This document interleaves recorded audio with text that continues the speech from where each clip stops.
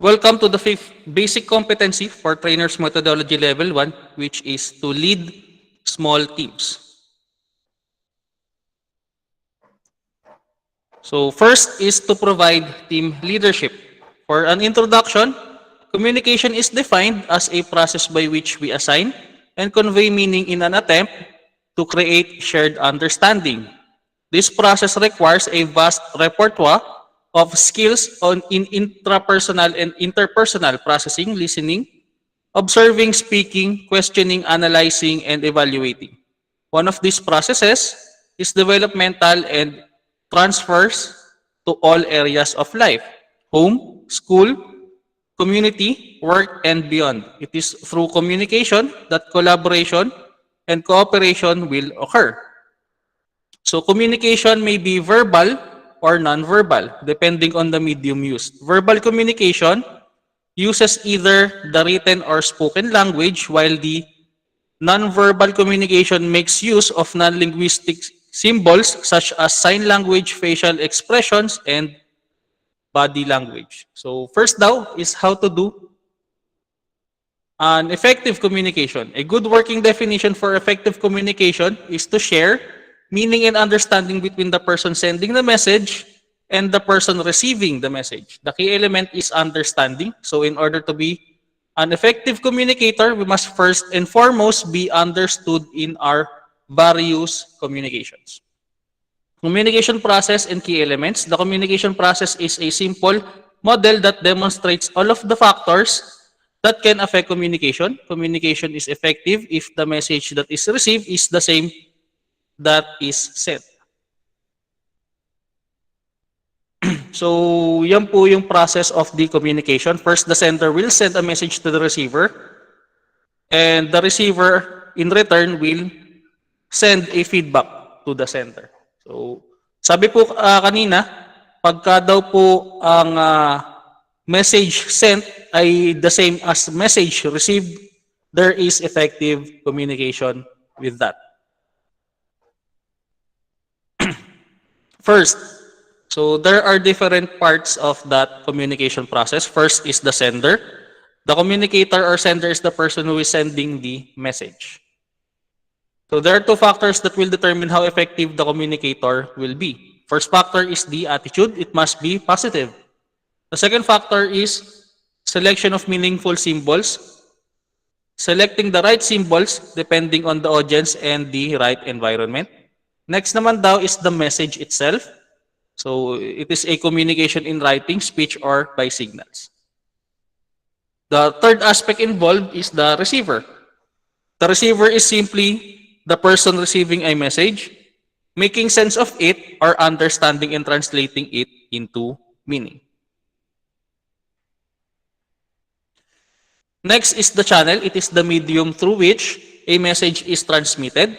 If the wrong channel is used for content and intent of the message, they might get lost. For example daw, when a supervisor asks one of his employees to come and see him in the office, the message might not be perceived as the same if communicated in person or through a note left on the employee's desk. That's why yung communication channel natin and yung medium of the said communication should be a vital aspect of the said communication process.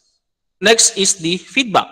Feedback can be verbal or non-verbal reaction or response. It can be external feedback, something that we can see, or internal feedback, something that we can see, like self-examination. It's the feedback that allows the communicator to adjust his message and be more effective. Without feedback, there would be no way of knowing if the meaning is shared or if understanding had taken place. This is this is in correlation rather with the principles of adult learning that others demand immediate feedback. So, an effective communication process is a two-way communication process. Discuss that communication is a two-way process daw. The information goes out to a person on the other end.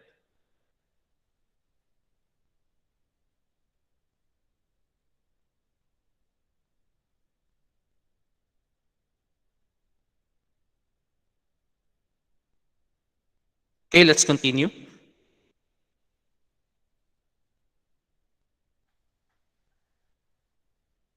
Yan. There are examples of barriers that can hinder giving good or effective communication, such as fatigue, poor listening skills, attitude towards the sender or the information, lack of interest, fear, mistrust, past experiences, negative attitude, problems at home, lack of common experience and emotions. So, external barriers naman may include noise, distractions, emails not working or internet connection, bad phone connections, time of the day, technical words, or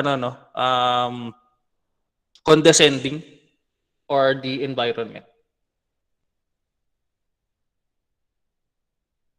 So group planning and decision making naman. So first is you're gonna have to have a preparation. Select the planning team daw which typically consists of the leader, direct reports, and a number of other key employees. Determining data, requirements, and analyze information as well as determine the leader's expectation for the meeting and process. This is planning and decision making on on team communication. Number 2 is interviews. Strategic planning facilitator conducts one-on-one interviews with the team planning participants in order to understand the culture, organization, issues, and opportunities. Next is hold interviews 2 to 4 weeks prior to the planning meeting by telephone or by site. Number 3 daw is questionnaire. Should prepare a questionnaire covering a variety of subjects appropriate to strategic planning for the organization. And each participant must complete the questionnaire with their personal response. Number 4 is off-site planning meeting. Facilitate a detailed, open, and candid discussion of the present situation of the organization. This will bring all the participants to the same level of understanding of the business situation from which a plan for the future can be developed. Number 5 is follow-up. So facilitate follow-up meetings at the client's option.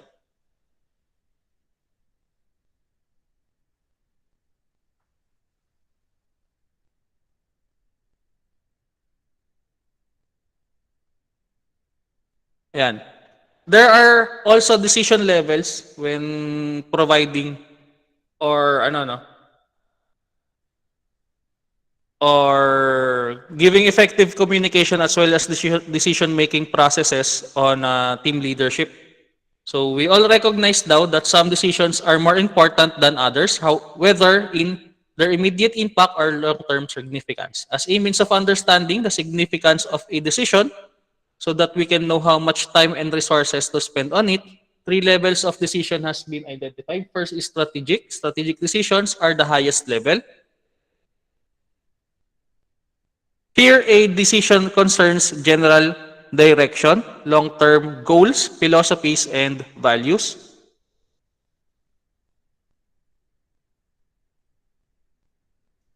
These decisions are the least structured and most imaginative. They are the most risky and the most uncertain outcome, partly because they reach so far into the future and partly because they are of such importance. Next are tactical decisions.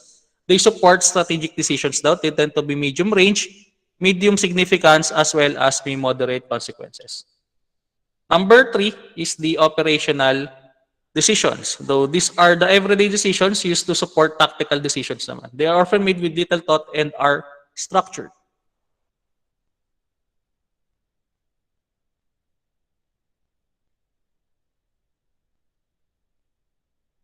The next topic is assigning responsibilities. So, the team comprises a group of people or animals linked together for a common purpose.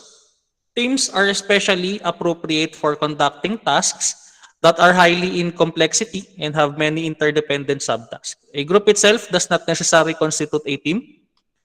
Teams normally have members with complementary skills and generate synergy through a coordinated effort which allows each member to maximize his or her strengths and minimize his or her weaknesses. Today, we find all kinds of teams in society, and they are generally fall into 1 or 2 primary groups, permanent teams and temporary teams. So these are the common types though. Task force, a temporary team assembled to investigate a specific issue or a problem solving team. Temporary team naman daw to solve a specific problem. Product design team, a temporary team assembled to design a new product or a service. Committee, a group of people assembled to act upon some matter. A working group, a permanent group of workers who receive direction from the designated leader. A work team, an ongoing group of workers who share a common mission, who collectively manage their own affairs within predetermined boundaries, are a quality, and a quality circle, a group of workers from the same functional area who meet regularly to uncover and solve work-related problems and seek work improvement opportunities.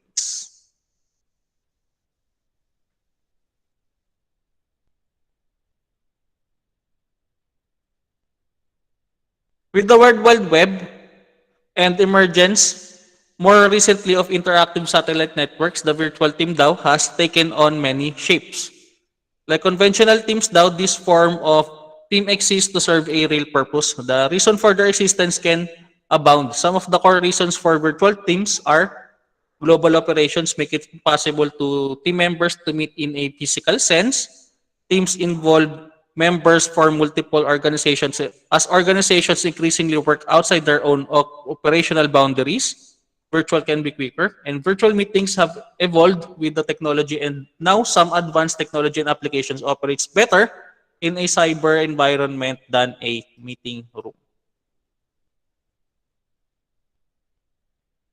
So there are stages of team development. So first daw is the orientation or the forming. This is simply the bringing together of a group of individuals. At this stage, the members are moderately eager, have generally positive expectations, have some anxiety about where they are and what it all means, have some anxiety about their other members such as who they are and what they are like.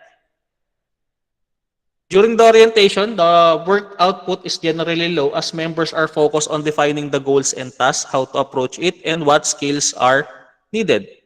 This is an important stage daw because it serves to clarify the team's mission and bond team members. Teams that pay attention to building the relationships as well as focusing on the task tend to do better than those that skip over relationship building. Teams, after all, are made up of people who must work cooperatively for a successful outcome. Number two is the dissatisfaction or the storming. So at this stage now, they have arguments, conflicts, and a dip in morale. It results from differences between initial expectations and the reality of the situation as perceived by the members. So members have varying opinions of what the group was to do and how to accomplish it. Members are also beginning to confront the differences in their personalities and values, condition that is present anytime strangers meet. Members may feel anger or frustration with the task or with other members, or may even resent the presence of a formal leadership. Generally though, the dissatisfaction stage is relatively short. Some groups, however, may become stuck at this stage and continue to be both demoralized and relatively unproductive. In worst cases, some groups never emerge from this stage and, if possible, disband in frustration.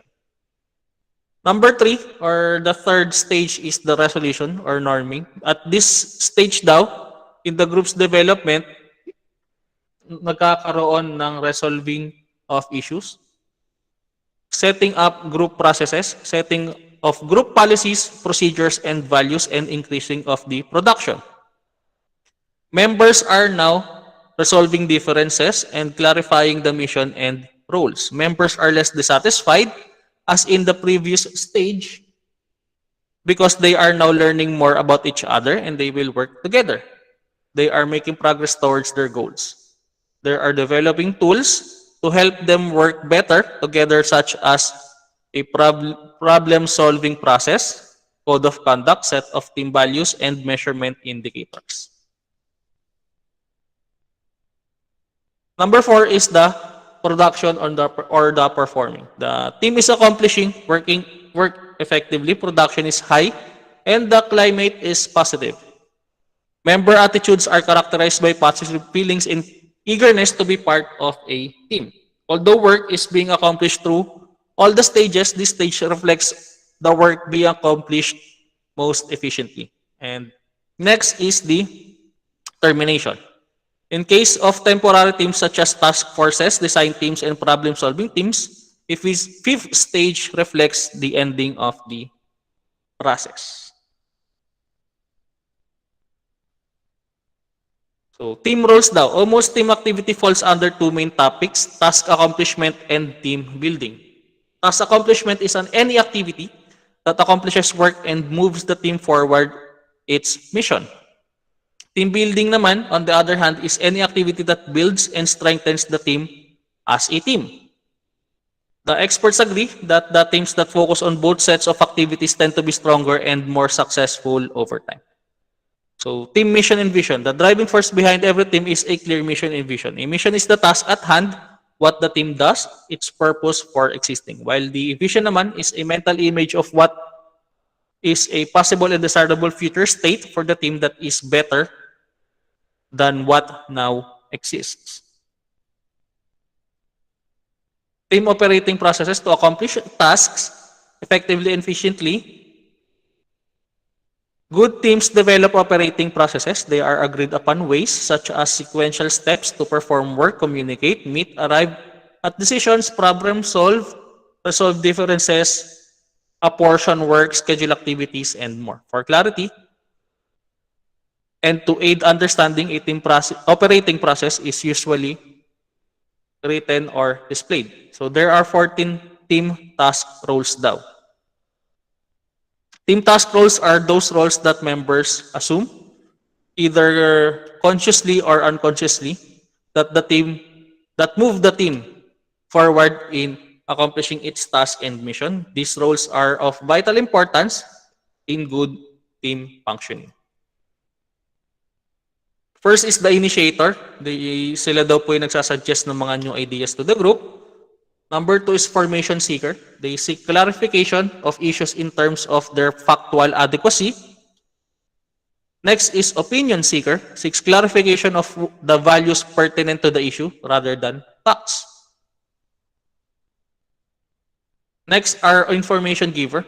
Offers facts and or other authoritative information. Next are opinion givers. Offers beliefs or other value-based ideas. Next are elaborators daw that spell out suggestions in terms of examples or develop meanings. Next are summarizers, pulls together ideas, concepts, and group decisions to help the group identify where it is in its thinking. Number 8 daw are coordinator, integrator, clarifies and integrates the relationship between various ideas, suggestions, and people. Number 9 are orienters, defines the position of the group with the respect to its goals. Number 10 are disagreeer, takes a different point of view, argues against, and implies error in fact or reasoning. Number 11 are evaluator critics, subjects that accomplishment of the group to some set of standards. Questions the practicality, the logic, the facts, and the procedure. Number 12, energizer, prods the group to action. Number 13 are procedural technicians, performs routine tasks related to group functioning. And lastly, number 14 are recorders. They keep a record of the group's work. Team building, on the other hand, is an activity that builds and strengthens the team as a team. For teams to function optimally over the long term, building team spirit, enthusiasm, cohesiveness, and camaraderie are vitally important. Unfortunately, these activities have been deemed less significant to the sister activities of task accomplishment, so little emphasis have been placed on team building. Team values naman daw are, on the other hand, so our values are those beliefs that we possess that help us to make good decisions such as right from wrong, good from bad, or normal from not normal. These values come into play each time we interact with others and are source of rich discussions or significant conflict. Our values reflect our teachings from our family, friends, schools, mentors, and media. When we form teams, we must understand that each team member brings a unique value system to the table. These learned insights on life add important information to the team discussions, but their differences are frequently the source of conflict. So understanding how values affect the team member relationships is a critical piece of the team building puzzle.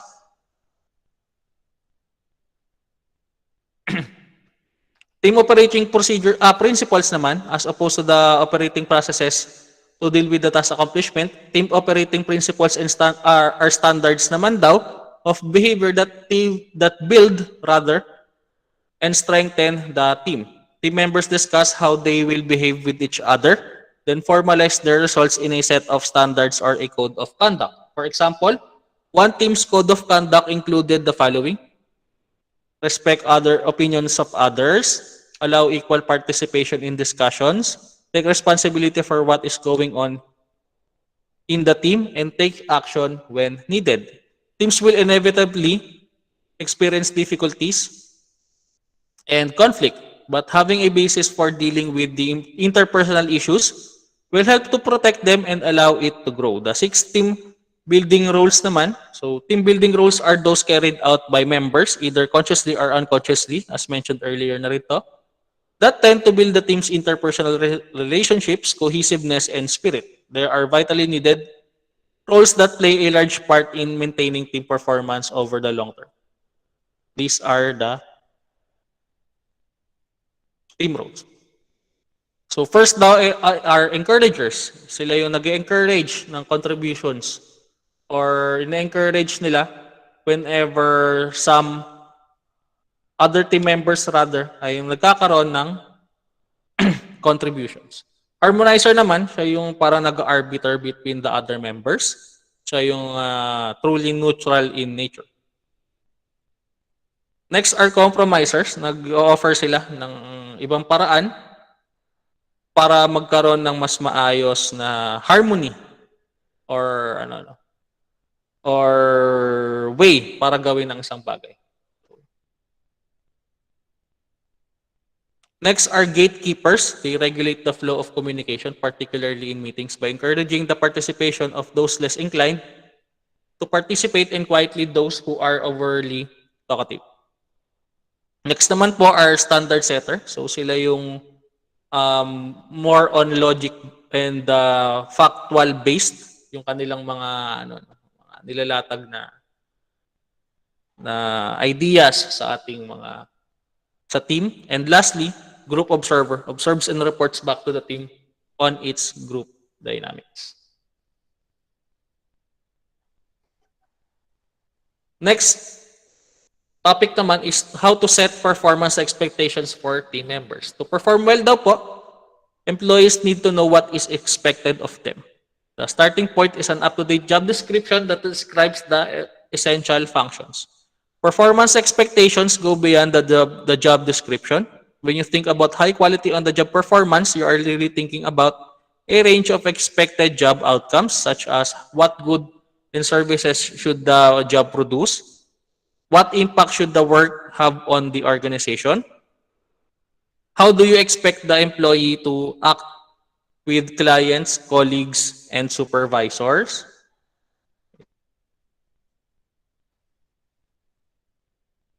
what are organizational values and employees that the employee must demonstrate, and what are the processes, methods, or means the employee is expected rather to use. In discussing the performance expectations, an employee should understand why the job exists. There are a range of performance expectations na hinihingi sa ating mga team members. First are, syempre, results. The goods and the resources produced by an employee often measured by objectives or standards. Next are actions and behaviors, of course. It can be measured through performance dimensions. Performance expectations serve as a foundation for communicating about the performance throughout the year. So there are characteristics of performance objectives. A performance objective, though, firstly, is a future state of achievement that helps the organization succeed and create value. So performance objectives express mutually understood agreements for results that an employee expected to produce during the performance review period. Performance objectives are not separate from one employee's job but part of the job. Performance objectives are ends towards which you and your employee direct effort and focus resources.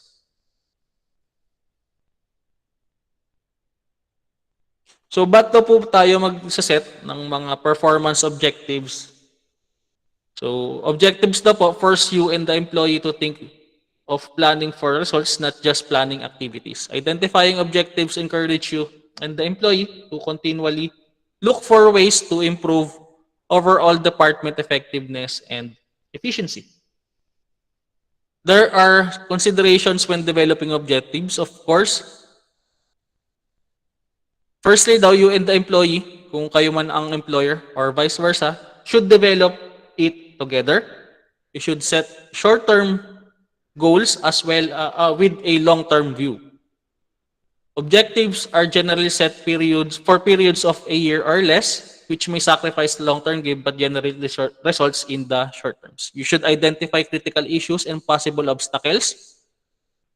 For that objectives, you do not underestimate resource needs and build on flexibility.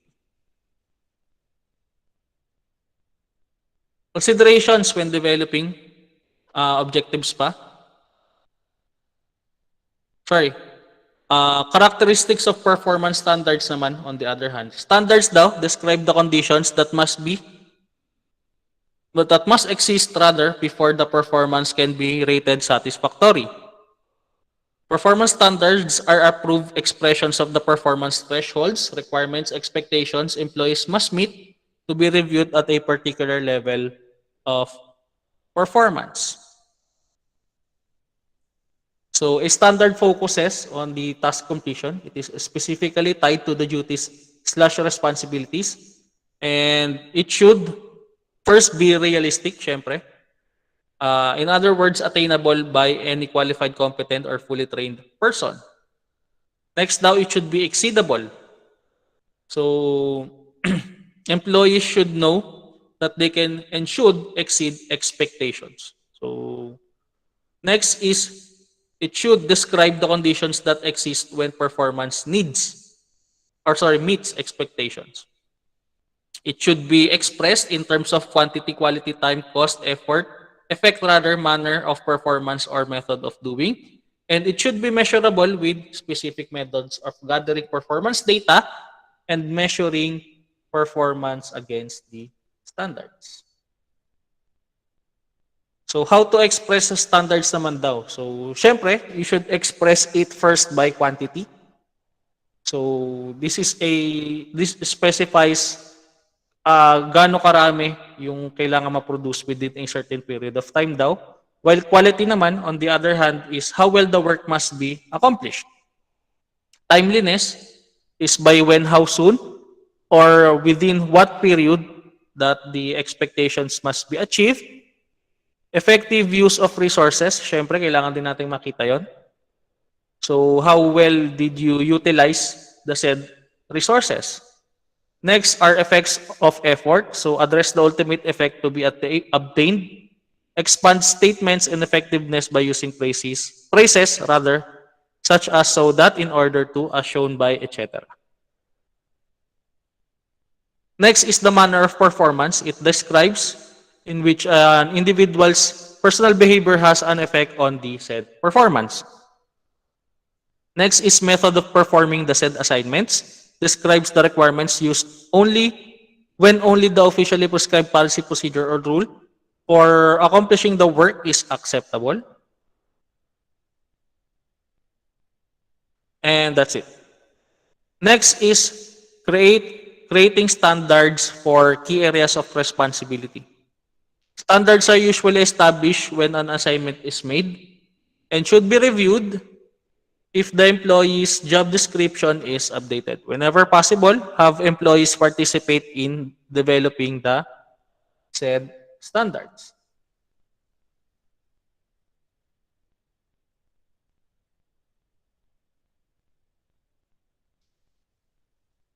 So next daw is how to identify actions and behaviors for success. Understanding the actions and behaviors that employees can use to perform the job is often as important as to success as end results. Focusing on the way people go about their work is based on the belief that doing things correctly will lead rather to positive organizational results.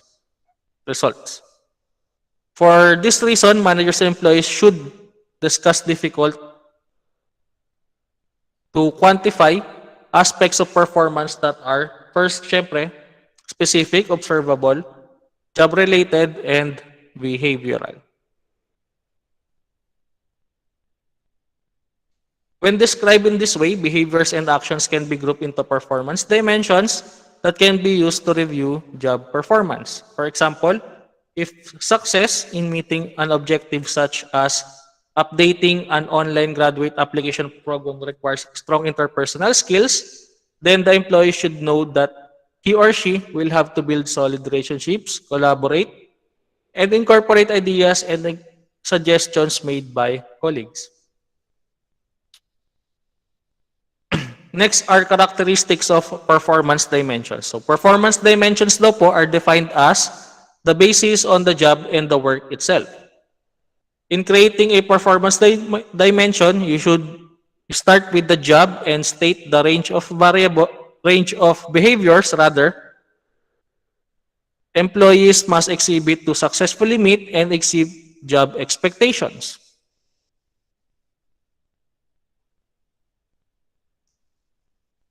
In addition to strong interpersonal skills daw, other examples daw po of performance dimensions should include the customer service orientations, teamwork, effective communication, valuing diversity, analysis and problem solving, decision making and results orientation, adaptability, and fostering a secure and safe environment.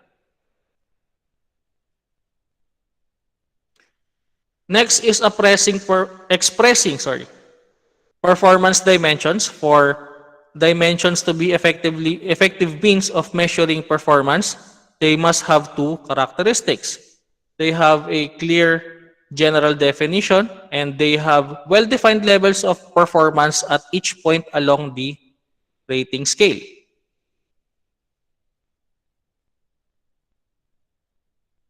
So there is a difference daw between performance dimensions and performance competencies.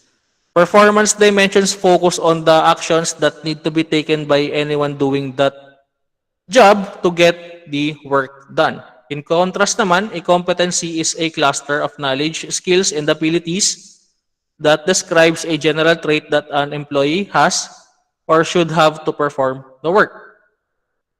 For example, a performance dimension for a budget analyst's position may be to prepare budget documents and reports. It will be then useful to measure how well an employee is doing the job.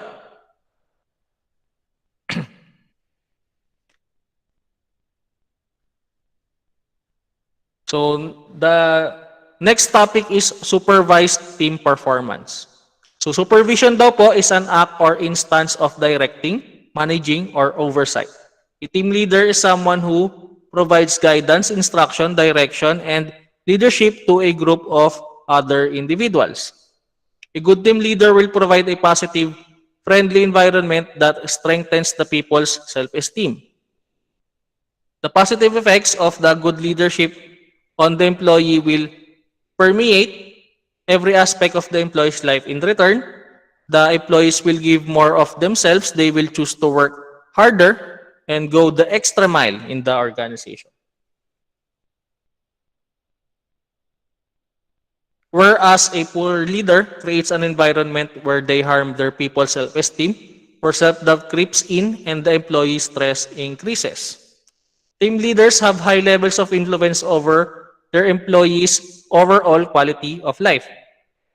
With this in mind, all leaders should feel obliged to ensure that the employee's experience is a positive one. There are 9 must-have team leader capabilities. Prior to the becoming a leader, the focus of your skills and capabilities was on the task that you performed on a day-to-day basis. Then, when you step into a supervision role na po, you will find that there is a range of new capabilities for you to develop.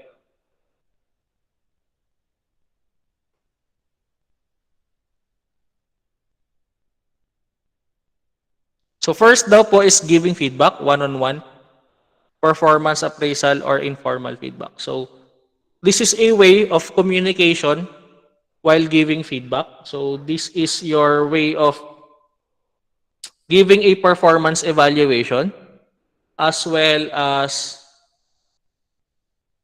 providing information for the task performance of the said employees. So dapat as a supervisor daw of the said team, you should be able to do it effectively. Next is coaching others, of course, and performance management.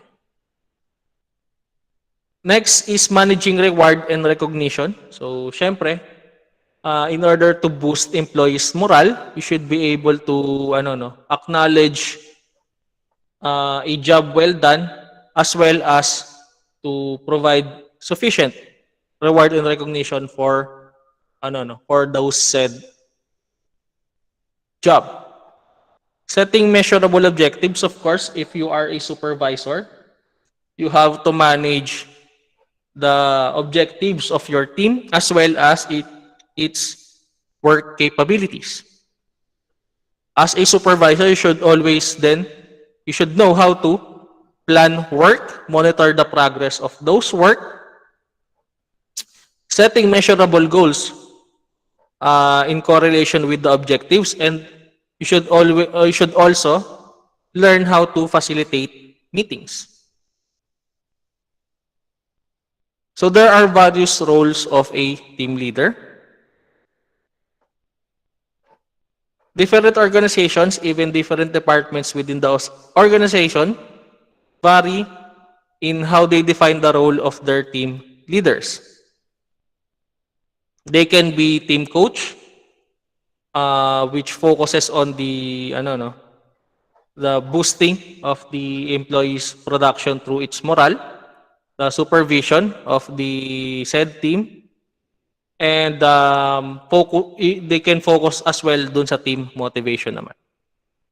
Building a high-performance team, one of the primary roles for any team leader or supervisor is to create an environment where employee motivation will flourish. Effectively, employee motivation, morale, and engagement are all measures of the quality of your people. Is your leadership capabilities. You will find out po that your people are motivated by what you do and not by what you say.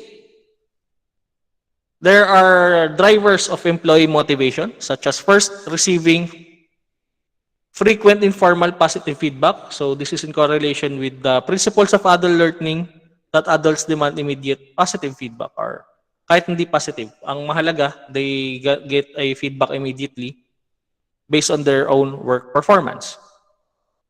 Next is their manager demonstrates that they are knowledgeable about the employee's recent performance. Syempre. And they are having an opportunity to work on the things you do best. They are already also receiving regular formal performance feedback, as well as receiving feedback that helps to develop the capabilities. So next naman daw is having the ability to do their job without fear, syempre. I should promote or ensure a safe and healthy work environment, being clear about the expectations of the job, and lastly, having far more communication than is required to do the job. So next is team communication for high employee engagement. When communication is not effective, people wind up doing less than they are capable of. Distrust creeps in and people fill the communication void with gossip, which tends to be negative and inaccurate. Effective communication daw po provides the context for decision-making, empowering employees to get on with their job, and provides an understanding of what needs to be done, enabling employees to just get on with it. Team meetings naman are an effective way to bring people together to increase communication effectiveness, collaboration, and achieve results. Meetings daw po result in far more effective communication than in email or teleconferences.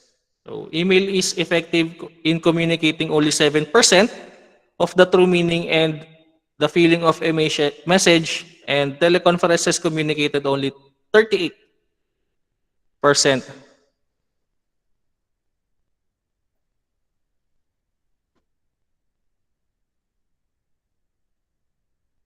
Next is having fun at work. Of course, there is great supervision when you allow your people to have some fun while doing the work. So let your team pick if a name daw, if possible.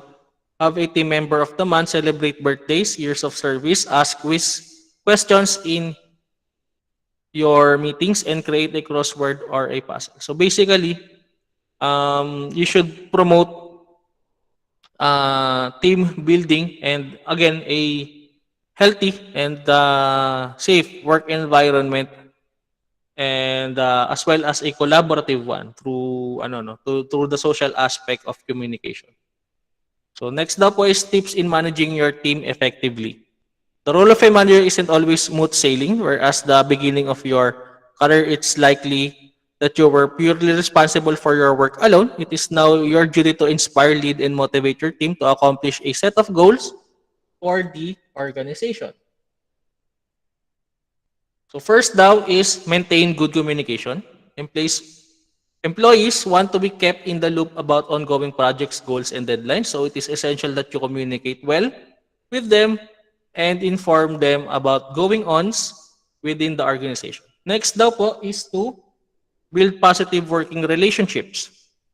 It's important to get to know members of your team individually, not only on a professional level, but on a personal level too. Acknowledge good work. Number 3 is by providing your staff daw with positive feedback, it will help to build their confidence and encourage them to get more involved in the future. So it's vital daw po that you acknowledge their achievements and the effort that they are putting in. Next naman daw is be real. Your team doesn't expect you to be superhuman. So that if you're feeling pressure din daw and need a helping hand, don't be afraid to admit it, and if you make a mistake, own up.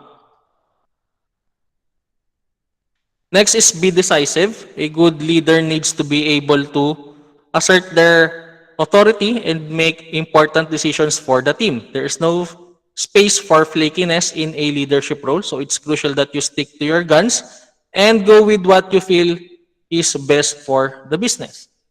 Next is to delegate jobs to the right people. People perform better and are more engaged in roles that where they feel they are employing their best skills. So delegating proper functions that suit each will have a significant impact on the productivity of the team. Manage conflict. When there is conflict in the workplace, it should not be ignored. When an issue arises, it is crucial that it is addressed straight away before it builds up. And lastly, setting a good example. Your staff will look to you for guidance and inspiration. So it's essential that you set a good example to gain their respect. If you expect them to behave professionally and commit to their work, it is vital that you do so yourself. Make sure that you are doing your job, continuing to develop your career, and support your team in doing so.